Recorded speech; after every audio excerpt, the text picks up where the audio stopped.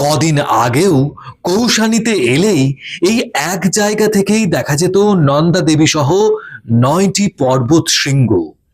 প্রাকৃতিক সৌন্দর্য, অপার নৈঃশব্দ, মনোরম পরিবেশ এবং মানসিক শান্তি লাভের জন্য পর্যটকরা বারবার ফিরে আসতেন এখানে।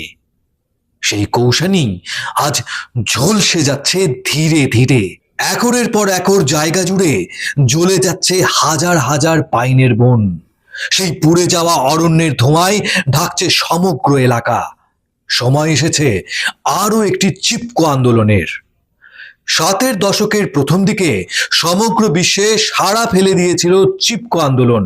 সেই আন্দোলনও শুরু হয়েছিল এই উত্তরাখণ্ডেরই গার্ডওয়ান এলাকা থেকে। সেই সময় সরকারি সিদ্ধান্ত অনুসারে এক একটি পাহাড়কে এক একজন ঠিকাদারকে ঠিকাদারি দেওয়া হয়। ঠিকাদাররা শুধু অর্থ বোঝে, পরিবেশ নিয়ে মাথা ব্যথা তাদের নেই। সরকারি শিলমোহরের রক্ষা কবচে তারা একরের পর একর জুড়ে শুরু করে নির্বিচারে বৃক্ষ নিধন।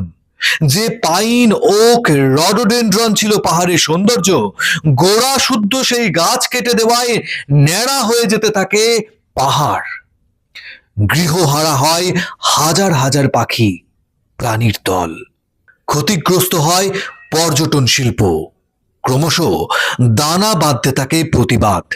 সুন্দরলাল বহুগুণা, চণ্ডী প্রসাদ ভট্ট, গৌরী দেবীদের নেতৃত্বে আগুনের বেগে ছড়িয়ে পড়ে সেই আন্দোলন। চিপকো কথার অর্থ আলিঙ্গন করা। গ্রামের পুরুষ, মহিলা, শিশু দলে দলে বেরিয়ে আসে ঘর ছেড়ে। ভয়, দ্বিধা, দ্বন্দ্ব ছেড়ে গ্রামের সমস্ত লিঙ্গের সব বয়সীরা বেরিয়ে আসে এবং গাছকে আঁকড়ে ধরে দাঁড়িয়ে থাকে ঠিকাদারের চকচকে ধারালো দাঁতলা করাতের সামনে। কোনো ভয়, কোনো হুমকি তাদের আলাদা করতে পারেনি সেই তীব্র আলিঙ্গন থেকে।